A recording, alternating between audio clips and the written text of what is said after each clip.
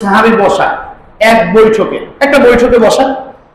তো সালাতের সময় হয়ে গেল, আল্লাহ রাসূল সালাত আদায় করে আসলেন, এসে দেখছেন ওই সাহাবী ওখানেই বসা, সালাত পড়তে যায়নি, সালাত পড়তে যায়নি। আল্লাহ রাসূল সাল্লাল্লাহু আলাইহি ওয়াসাল্লাম বলছেন, ইয়া ফুলান মা মানাআকা আন তুসাল্লিয়া মা'আন নাস, লোকদের সাথে সালাত আদায় করাকে তোমার কিসে বাধা দিল? কি কারণে তুমি মানুষদের সাথে সালাত আদায় করে নিলা? তুমি কি নিজেকে মুসলিম মনে করো না? তুমি কি নিজেকে মুসলিম দাবি করো না? একথা আল্লাহ রাসূল বলছেন।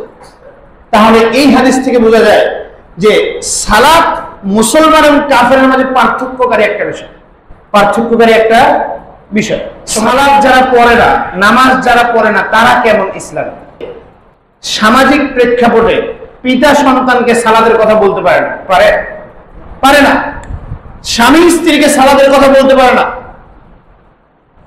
নিজের কন্যা সন্তানকে আপনি পিতা হয়ে সালাতের কথা বলতে পারেন না। অথচ আল্লাহ রাসূল বলছেন, মুরু আওলাদাকুম বিসসালাতি ওয়া হুম আবনাউ সাবঈ সিনিন, তোমাদের সন্তানরা যখন 7 বছরের হয় তখন তাদেরকে সালাতের আদেশ করো, সালাতের আদেশ করো। এই আদেশটা কতদিন চলবে? ওয়াজরিবুহুম আলাইহা ওয়া হুম আবনাউ 10, এই আদেশটা চলবে 10 বছর পর্যন্ত। কয় বছর? 7 থেকে 10, 7 থেকে 10 এই আদেশটা চলবে। কি আদেশ? সন্তানকে বলতে হবে, আব্বু সালাত আদায় করো, আম্মু সালাত আদায় করো, আব্বু নামাজ পড়ো। নামাজ পড়তে হয়, নামাজকে শিখতে হয়, শিখাতে হবে সন্তানকে। এভাবে বলতে হবে যে আম্মু সালাত আদায় করো। কত বছর পর্যন্ত? 10, 7 থেকে 10। এবার আল্লাহ রাসূল বলছেন, ওয়াজরিবুহুম আলাইহা ওয়া হুম আবনাউ 10, যখন তার 10 বছর অতিক্রম করে গেল, 10 বছর হয়ে গেল, তখন তাকে মারতে হবে। কি করতে হবে? কি করতে হবে? পিটাতে হবে। তখন বলতে হবে, খালেদ সালাত আদায় করেছো? যদি না আদায় করেনি, দাঁত একটা ভেঙে দেবো, পিটিয়ে পিটিয়ে চামড়া উঠিয়ে দেবো, যদি সালাত না আদায় করো, যাও সালাত আদায় করে আসো। এভাবে বলতে হবে। কাকে? কে বলবে এভাবে? পিতা বলবে, আব্বা যে আছে সে বলবে। আপনি যদি বলতে না পারেন, আপনার যদি এই ক্ষমতা না থাকে, এই সক্ষমতা না থাকে, আল্লাহ রাসূল আপনাকে বিবাহ করার জন্য নিষেধ করেছেন। সন্তান নেওয়া তো দূরের কথা, কি করতে নিষেধ করেছেন? বিবাহ করতে নিষেধ করেছেন। আপনার বিবাহ করা বৈধ না, বিবাহ করার জন্য ক্ষমতা লাগে।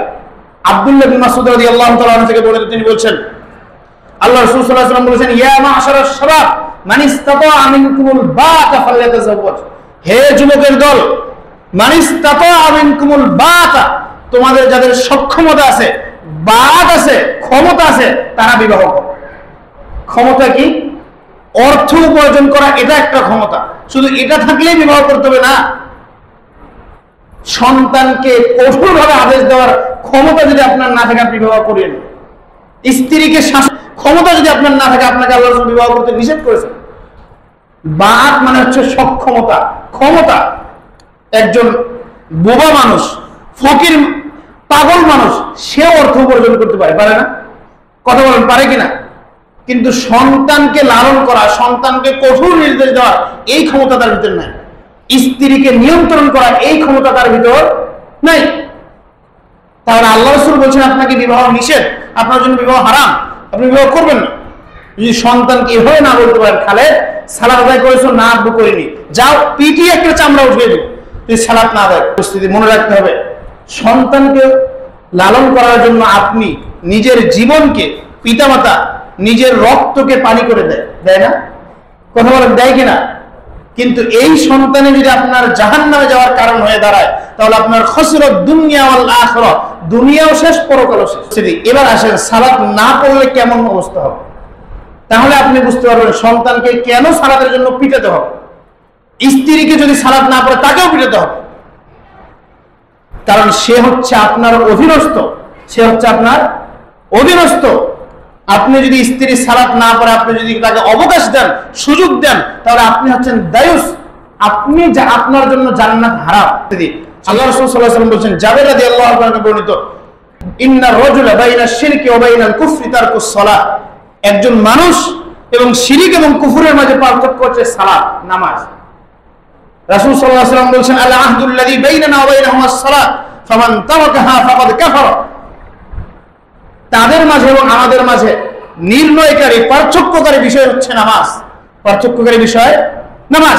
ফামান তারাকাহা ফাকাদ কাফারা, যে ব্যক্তি এটা ছেড়ে দিল, আদায় করলো না, নামাজ পড়লো না, সে কুফরি করলো।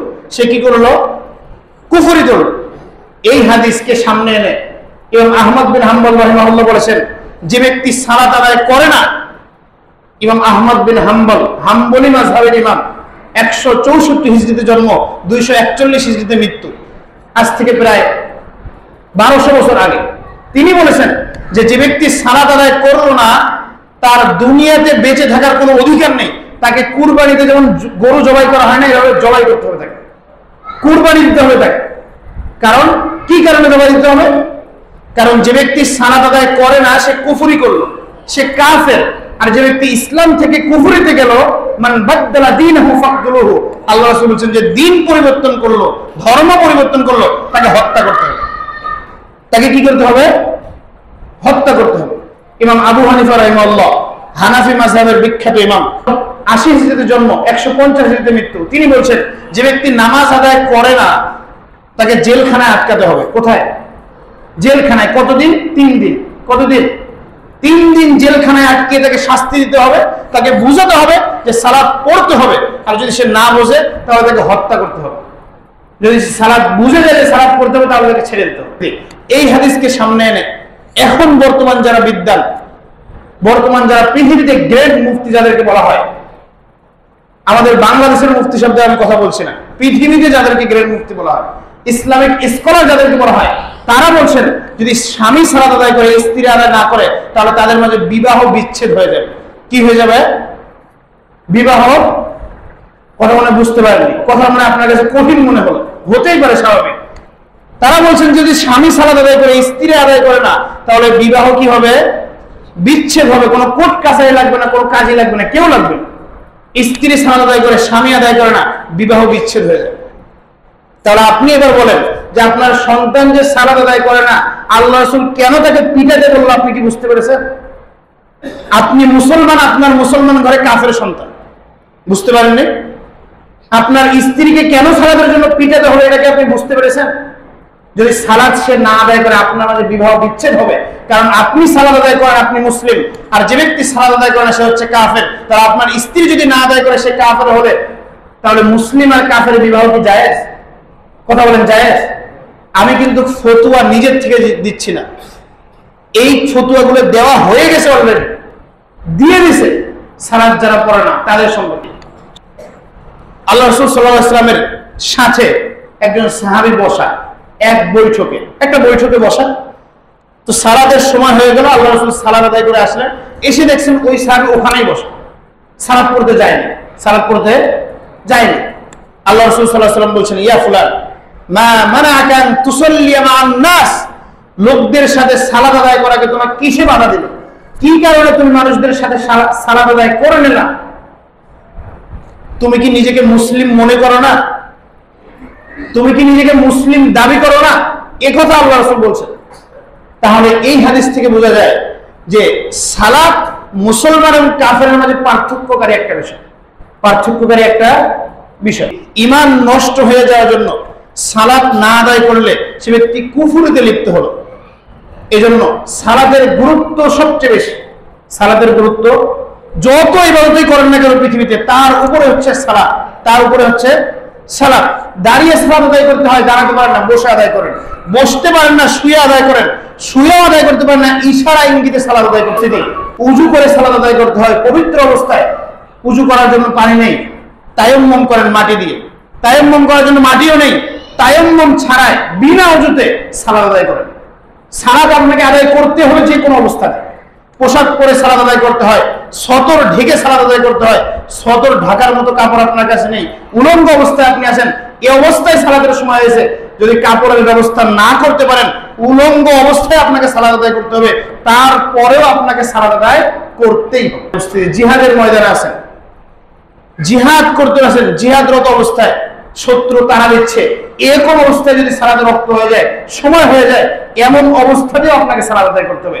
সালাতের বিকল্প কিছু নেই, সালাতের মাফ কিছু নেই, সালাতের পরবর্তীতে কিছু নেই। হ্যাঁ, একটা অবস্থা আছে, একটা অবস্থা আছে, সেটা পুরুষের জন্য না, সেটা আপনাদের জন্য না। সেটা হচ্ছে মহিলাদের জন্য। কাদের জন্য? কাদের জন্য? মহিলাদের জন্য। তাদের যখন বিশেষ সময় আসে, হায়েজ এবং নেফাস অবস্থায় আসে, তখন তাদের জন্য সালাত মাফ। তাহলে আপনি পুরুষ হয়ে যদি সালাতকে নিজেকে মাফ মনে করেন, তাহলে আপনি কি মনে করেন নিজেকে? আপনার কি এরকম অবস্থা হয়? এটা তো অসম্ভব হওয়া। তাহলে আপনি যে সালাত আদায় করেন না, কি কারণ? কিসে আপনাকে বাধা দেবে সালাত আদায় করতে? সালাত পর্যন্ত আসতে কি কারণে আপনাকে, কিসে আপনাকে বাধা দেবে? সালাত না পড়লে একজন মানুষ মুসলিম থেকে কাফের হয়ে যায়, এই ফতোয়া অনেক আগেই দেওয়া হয়েছে এবং এই বিষয়ে স্পষ্ট হাদিসে উল্লেখ।